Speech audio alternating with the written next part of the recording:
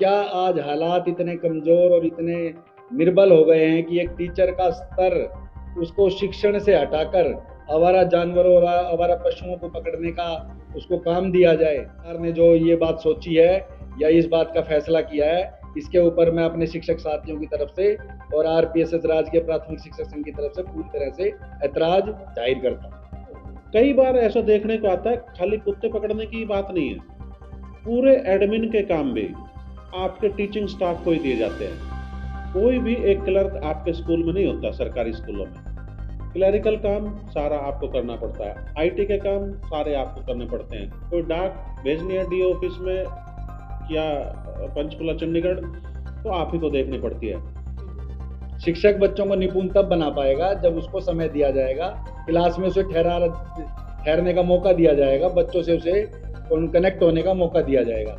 लेकिन इस प्रकार का कोई कार्य सरकार जो है नहीं करवाना चाह रही है की तरफ से, और सरकार की तरफ से बड़े तुगलकी फरमान दिए जा रहे हैं। शिक्षक को शिक्षण से दूर कर दिया गया है। जो हरियाणा सरकार है और दूसरे तरह की जो सरकार है, राज्य सरकार है, वो कई बार मोदी जी से हट के बात करती है, तो कई बार ऐसा महसूस होता है इन दोनों में कंट्रोवर्सी बहुत ज़्यादा है। नमस्कार, आप देख रहे हैं पत्रिका संवाद और मैं आपके साथ डॉक्टर यशपाल यादव। टीचर की बेबसी के बारे में आज बात करेंगे कि टीचर्स को कुत्ते पकड़ने के काम में भी लगाया जाएगा। ऐसा एक आदेश, ऐसा एक फरमान जारी किया गया है, एक सरकारी फरमान आया। इस फरमान के बारे में अधिक जानकारी के लिए, अधिक बातचीत करने के लिए हमारे साथ आरपीएस के सोहना ब्लॉक के अध्यक्ष हैं शिव कुमार जी। शिव कुमार जी, पत्रिका संवाद में बहुत स्वागत है आपका। बहुत बहुत नमस्कार आपको।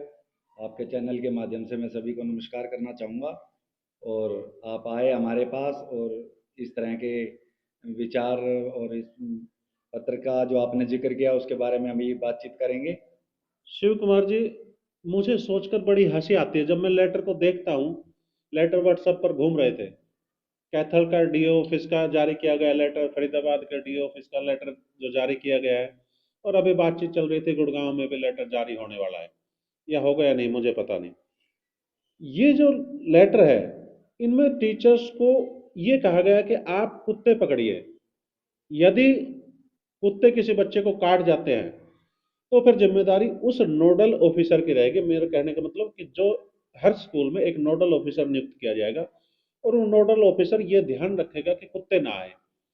तो वो नोडल ऑफिसर किस तरह से तो वो कुत्ते आने से रोक सकता है, या किस तरह से कुत्तों को भगा सकता है, या किस तरह से कुत्तों पर कंट्रोल कर सकता है, क्या उसमें उसकी एक्सपर्टीज है या नहीं है। तो ये कुत्तों का जो मामला सामने आया है, इस पर आप प्रकाश डालें कि ये कैसा मामला है और इससे कैसे आप निपटोगे, कुत्तों को कैसे आप भगाओगे, या सरकार के साथ आपका दो दो हाथ होना निश्चित है। देखिए, मैं आपको बताना चाहता हूँ कि एक शिक्षक बनने से पहले भी हमें एक ट्रेनिंग दी जाती है 2 इयर्स की। एक टेस्ट लिया जाता है, उस टेस्ट को क्लियर करने के बाद हम टीचर बनते हैं। अब इसी चीज़ को लेकर आप जो ये खबरें आ रही हैं कि आवारा जानवरों को, कुत्तों को पकड़ने के लिए भी शिक्षकों को लगाया जाएगा। अब इसमें भी आप अपना अनुमान लगा सकते हैं कि एक शिक्षक किस तरह से इन आवारा पशुओं को हैंडल करेगा, कैसे पकड़ेगा और कैसे इनको कंट्रोल करेगा बिना ट्रेनिंग के। जबकि सरकार के पास या विभाग के पास इस तरह के ट्रेंड विभाग हैं और ट्रेंड कर्मचारी हैं। अगर नहीं है तो सरकार को नए लोगों को भर्ती करना चाहिए। अब आप आज आए हैं, आज श्री गुरु गोविंद सिंह जयंती के अवसर पर, आज आप देखिए इसमें एक बोली जाती है बात, गुरु गोविंद दोऊ खड़े काके लागू पाए, बलिहारी गुरु आपनो गोविंद दियो मिलाए। यानी इसका भावार्थ ये है कि भगवान से मिलाने वाला भी गुरु होता है, यानी गुरु को भगवान से भी ऊपर सर्वोपरि माना गया है। तो क्या आज हालात इतने कमजोर और इतने निर्बल हो गए हैं कि एक टीचर का स्तर उसको शिक्षण से हटाकर आवारा जानवरों और आवारा पशुओं को पकड़ने का उसको काम दिया जाए, जिसमें वो ट्रेंड भी नहीं है। और क्या आपको लगता है ये बात कितनी जायज है कि एक शिक्षक को जिसने भविष्य का निर्माण करना है, नौ निहालों को पढ़ा लिखा कर आगे पहुंचाना है, क्या उसका काम केवल कुत्ते पकड़ने तक रह गया है। ये सरकार का जो सरकार ने जो ये बात सोची है या इस बात का फैसला किया है, इसके ऊपर मैं अपने शिक्षक साथियों की तरफ से और आरपीएसएस राज्य प्राथमिक शिक्षक संघ की तरफ से पूरी तरह से ऐतराज जाहिर करता हूँ। टीचर्स को यदि क्लासरूम के अंदर का कार्य दिया जाए जिसमें उसकी एक्सपर्टीज है, जिसको पढ़ाने के लिए उसको ट्रेनिंग दी गई थी, यदि वो काम दिया जाए तो आपको नहीं लगता कि रिजल्ट कुछ अच्छे आएंगे? यदि उसको क्लासरूम से बाहर के काम दिए जाएंगे तो रिजल्ट खराब आएंगे निश्चित रूप से। तो कई बार ऐसा देखने को आता है, खाली कुत्ते पकड़ने की बात नहीं है, पूरे एडमिन के काम भी आपके टीचिंग स्टाफ को ही दिए जाते हैं। कोई भी एक क्लर्क आपके स्कूल में नहीं होता। सरकारी स्कूलों में क्लरिकल काम सारा आपको करना पड़ता है, आईटी के काम सारे आपको करने पड़ते हैं। कोई डाक भेजनी है डीओ ऑफिस में या पंचकुला चंडीगढ़ तो आप ही को देखनी पड़ती है। ऐसी हालात में फिर आप क्लासरूम को कैसे मैनेज करते हो? क्लासरूम को मैनेज करने का जहाँ तक मैं आपको बताता हूँ, क्लासरूम आज की डेट में पूरी तरह से मैनेज नहीं है। सरकार ने या विभाग ने जिस प्रकार के काम शिक्षक को सौंपे हुए हैं, वो ना वो चाहते हुए भी अपनी क्लास में समय नहीं दे सकता पूरी तरह से, और अपने बच्चों को शिक्षण प्रक्रिया में भी पूर्ण निपुण नहीं बना सकता। अब आप देखिए, पिछले कई सालों से निपुण कार्यक्रम चल रहा है।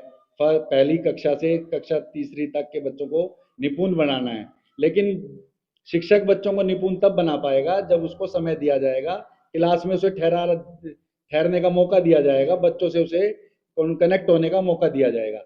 लेकिन इस प्रकार का कोई कार्य सरकार जो है नहीं करवाना चाह रही है, ना ही शिक्षा विभाग भी इस पर कोई अपना किसी प्रकार का कोई बात बोलता है। यहाँ तक कि मैं आपको बताता हूँ, अब जैसे छुट्टियों में उन्होंने हमारे सेमिनार घोषित करने की बात चली है, अभी क्लियर नहीं है, और एक सर्वे किया है ड्रॉप आउट चिल्ड्रन का। ये बातें ठीक हैं, ये हम कर सकते हैं, लेकिन ये एक एडमिन के कार्य हैं। अगर सरकार चाहे, शिक्षा विभाग चाहे, तो स्कूलों में एक क्लर्क की पोस्ट होनी चाहिए, जो है, और लेकिन वहां पर क्लर्क नहीं लगे हुए हैं।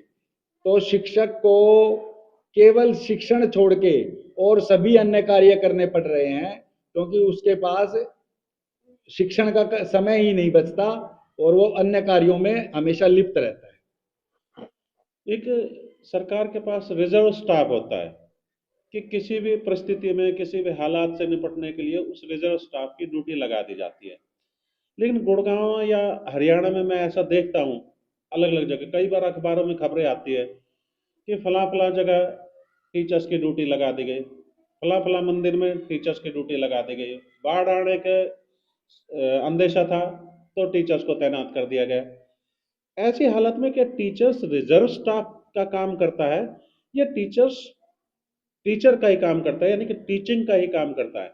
क्योंकि तकरीबन तकरीबन जगह मैं देखता हूँ, सब जगह जहां जहां जरूरत होती है टीचर को ही धकेल दिया जाता है। तो ऐसी हालात में एक तो टीचर की मानसिक दशा शायद ठीक नहीं रह पाएगी, और जिन नौनिहालों की बात आप कर रहे हैं, नौनिहाल जो भारत का भविष्य है, उन नौनिहालों को किस तरह से पढ़ा पाएंगे, किस तरह से आगे ले जा पाएंगे, किस तरह से उनको भी हम आईएएस आईपीएस या एक बड़े ओहदे तक पहुंचा पाएंगे, या पहुंचाने में सक्षम भी है या नहीं है ऐसे हालात में? देखिए, कुछ समय पहले तक तो सब कुछ ठीक था, लेकिन पिछले कुछ समय से विभाग की तरफ से और सरकार की तरफ से बड़े तुगलकी फरमान दिए जा रहे हैं। शिक्षक को शिक्षण से दूर कर दिया गया है, इस बात से मैं पूरी तरह से सहमत हूँ, आप भी सहमत होंगे। स्कूलों की व्यवस्था देखकर स्कूलों में शिक्षक प्रेजेंट ही नहीं है बच्चों को पढ़ाने के लिए, क्योंकि कोई शिक्षक बीएलओ की ड्यूटी कर रहा है, किसी शिक्षक को कहीं पे भेजा गया है, वो शिक्षण से दूर हो चुका है।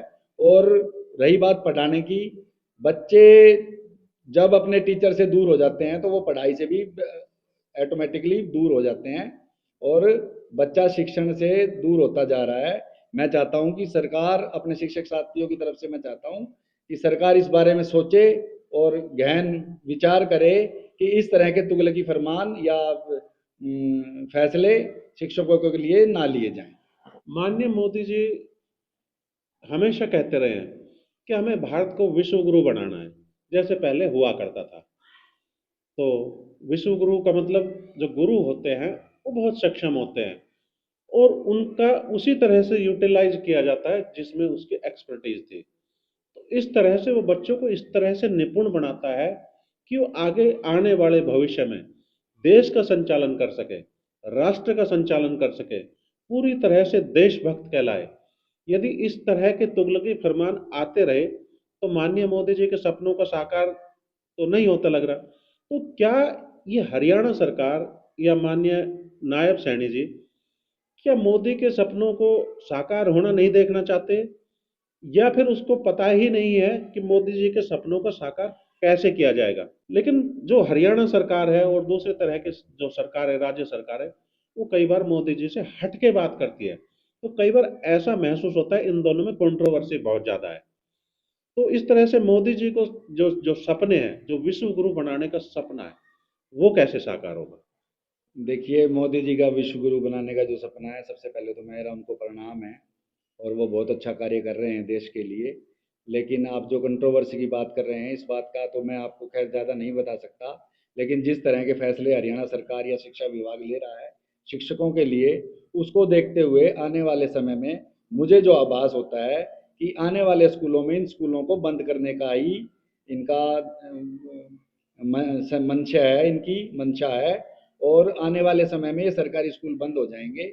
और जहाँ तक मैं सोच सकता हूँ, इन गरीब बच्चों को शिक्षा के लिए कोई ऐसा स्थान या ऐसे कोई विद्या का मंदिर नहीं मिलेगा और ये बच्चे शिक्षा से वंचित रह जाएंगे। और जब बच्चा शिक्षा से वंचित रह जाएगा तो भारत को विश्व गुरु बनाने का जो सपना है उसमें कहीं ना कहीं अड़चन पैदा होती नजर आ रही है।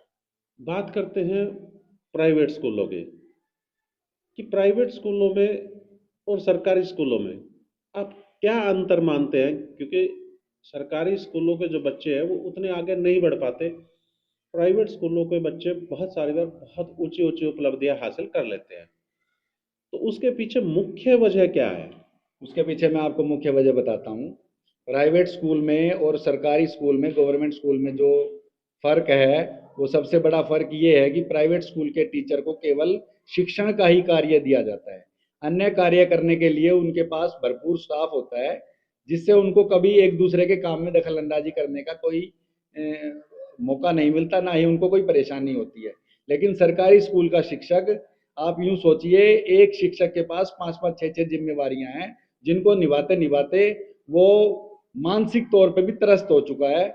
यही कारण है कि प्राइवेट स्कूल का जो रिज़ल्ट होता है, वो हमारे गवर्नमेंट स्कूलों से ज़्यादा बेटर रहता है। अगर हमें भी इस तरह की सुविधाएँ, क्लेरिकल डिपार्टमेंट, एडमिन डिपार्टमेंट दिया जाए, तो हम भी वो करके दिखा सकते हैं, जो आज एक प्राइवेट स्कूल करके दिखाता है। अभी बात कुत्ते पकड़ने पर वापस आ जाते हैं कि सरकार का फरमान तो आ ही चुका है, ड्यूटी आपकी लगेगी ही लगेगी किसी न किसी के स्टाफ में से। कई बार ऐसा होता है कि स्कूल में एक ही टीचर होता है और उसी की ड्यूटी लग जाती है। ऐसे हालात में वो टीचर भी क्लासरूम में नहीं जा पाता। तो कुत्ते पकड़ने का काम यदि सरकार दे ही देती है आपको, निश्चित रूप से दे ही दिया है, आप वापस लेने की बात कर रहे हैं, अगर वापस नहीं लेती है तो ऐसे हालात में आपका विरोध किस सतर का रहेगा? देखिए, मैं ब्लॉक सोहना का प्रधान शिव कुमार मेरा नाम है और मैं आपको बता देना चाहता हूँ कि इस बारे में मैं अपने उच्च पदाधिकारियों से बातचीत करूँगा। और अगर हम पहले अपने डिस्ट्रिक्ट लेवल पे और अपने ब्लॉक लेवल पे अपने अधिकारियों को इसके लिए वो ज्ञापन देंगे। अगर हमें बात बनते नज़र नहीं आती है तो सभी शिक्षक साथियों का, सभी पदाधिकारियों का आपस में विचार विमर्श और एक मीटिंग गठित की जाएगी और एक फैसला लिया जाएगा। इस बात का पुरजोर विरोध किया जाएगा कि टीचर का स्तर, शिक्षक का स्तर इतना नीचे नहीं गिराया जा सकता कि आज वो एक आवारा जानवर या आवारा कुत्तों को पकड़ने के काम में लगाया जाए। ये थे शिव कुमार जी, इन्होंने बहुत ही बेबाकी से जवाब दिए। और ऐसी तमाम जानकारियों के लिए देखते रहिए अपना चैनल पत्रिका समाचार।